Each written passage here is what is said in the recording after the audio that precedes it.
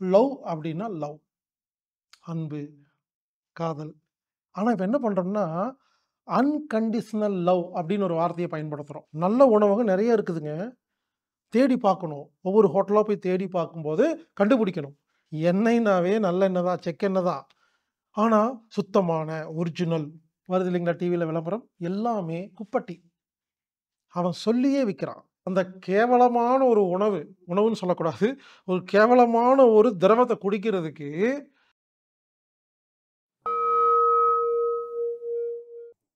வாழ்க வையகம். மாற்று உணவு, ஆல்டர்னேட்டிவ் ஃபுட் அந்த தலைப்புல பார்க்கலாம்.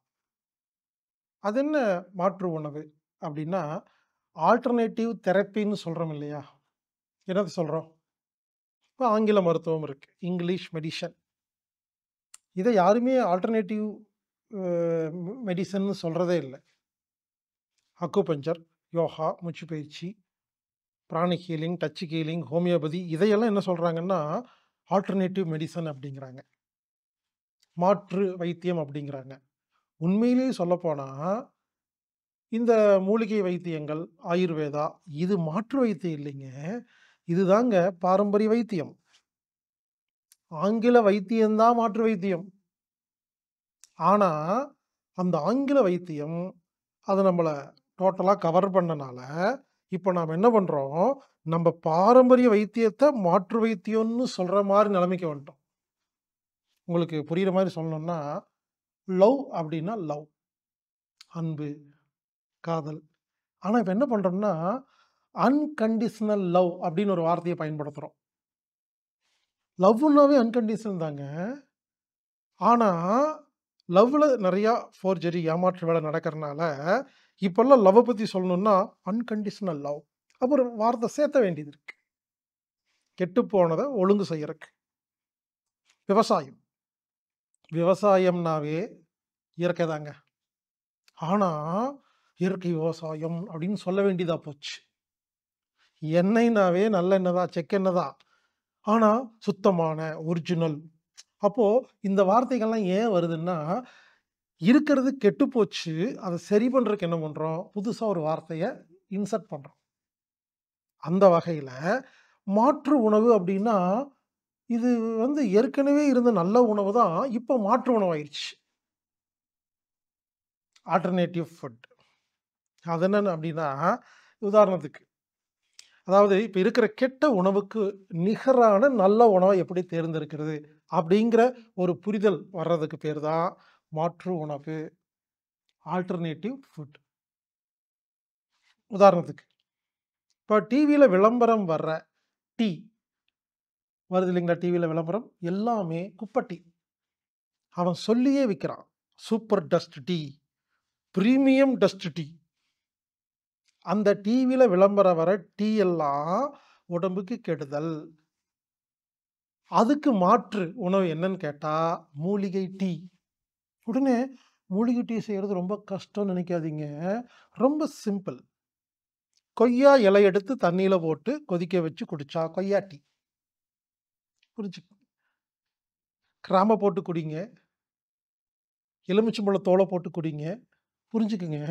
இயற்கையான ஒரு பொருள, ஒரு இலை, ஒரு தலை, ஒரு பூ, ஒரு தானியம் எதையாவது போட்டு தண்ணீல கொதிக்க வச்சு குடிச்சீங்கன்னா டீங்க.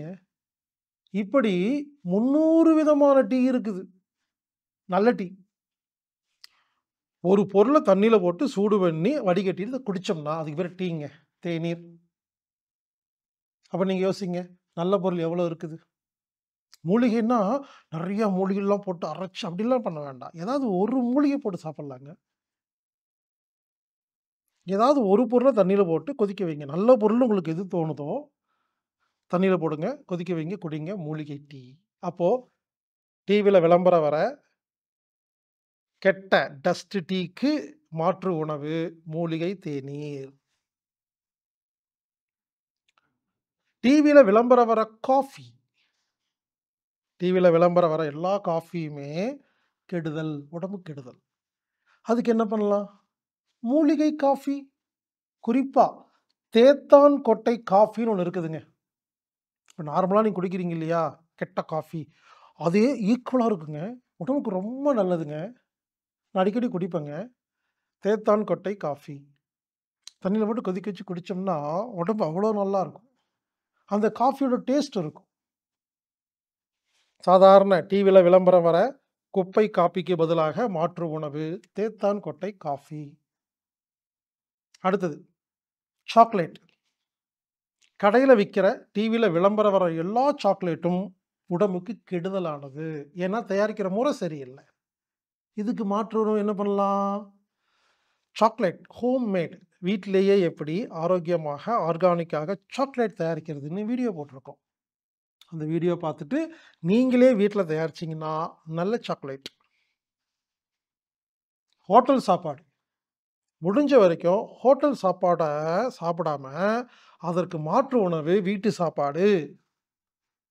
வீட்டு சாப்பாடுக்கு நிகர் வேற எதுவுமே இல்லைங்க. ஆனா பல பேத்துக்கு அது அரும புரியல. டெய்லி கிடைக்கிறனால ஒரு வேளை தெரியலையாட்ருக்கு. ஹோட்டல் சாப்பாட அவாய்ட் பண்ணுங்க. வீட்டு சாப்பாட சாப்பிடுங்க.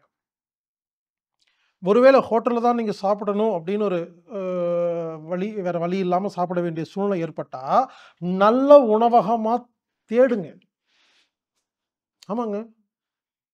நல்ல உணவகம் நெறைய இருக்குதுங்க. தேடி பார்க்கணும். ஒவ்வொரு ஹோட்டலா போய் தேடி பார்க்கும்போது கண்டுபிடிக்கணும். இந்த ஹோட்டல்ல நல்ல உணவு இருக்குன்னு அங்க ரெகுலரா போகணும். கொஞ்சம் தூரமா இருந்தாலும் தேடி போகணும். புரிந்து கொள்ளுங்கள். நல்ல தரமான முறையில் தயாரிக்கப்பட்ட ஹோட்டலை கண்டுபிடித்து சாப்பிடுங்கள். Soft drinks. டிவில விளம்பரம் வர எல்லா சாஃப்ட் ட்ரிங்க்ஸும் குப்பையோ குப்பை. அத சாப்பிடவே கூடாது. அதுக்கு மாற்று உணவு என்ன? இளநீர், பதநீர், நொங்கு, கரும்பு சாறு, மோரு, கம்மங்கூழு. இப்ப பார்த்தீங்கன்னா, எல்லா இடங்கள்லயும் விக்க ஆரம்பிச்சுட்டாங்கங்க. கம்மங்கூழ் கிடைக்கும், மோர் கிடைக்கும். சாஃப்ட் ட்ரிங்க்ஸ் சாப்பிடுறதுக்கு அந்த கேவலமான ஒரு உணவுன்னு சொல்லக்கூடாது. ஒரு கேவலமான ஒரு திரவத்த குடிக்கிறதுக்கு இளநீ ஏங்க குடிக்கக்கூடாது? ஆனா இளநீ கடையில போயிட்டு, "என்னது ரூ. 30 ரூ. 20 குடு" அப்படிம்போம். இதே ஒருத்தன் சின்ன டப்பால ரூ. 75 போட்டு வச்சிருப்பான். வாங்கிட்டு "தேங்க் யூ. யா" அப்படின்னு அப்படியே அங்கெல்லாம் பேரம் பேசவே மாட்டீங்க. ஒரே ஒரு நாள் ஒரு சாஃப்ட் ட்ரிங்க்ஸுக்கு ரூ. 10 கம்மி பண்ணி பேரம் பேசி வாங்கி பாருங்களேன். இஷ்டம் இருந்தா வாங்கு, இல்லன்னா போ அப்படிங்கிறாங்களா இல்லையா? புரிந்து கொள்ளுங்கள். மோர்காரங்கிட்டயும், கூழ்காரங்கிட்டயும், நொங்கு விக்கிறவங்ககிட்டயும் போய் நம்ம பேரம் பேசிட்டு இருக்கோம். இனிமேல் அங்கெல்லாம் பேரமே பேசாதீங்க. முடிஞ்சா ரூ. 10 எக்ஸ்ட்ரா குடுத்துட்டு வாங்க. அவங்க ஆனந்தமா இன்னும் நல்லா சந்தோஷமா விப்பாங்க. நல்ல பொருளை வாங்கும் பொழுது பேரம் பேசாதீர்கள்.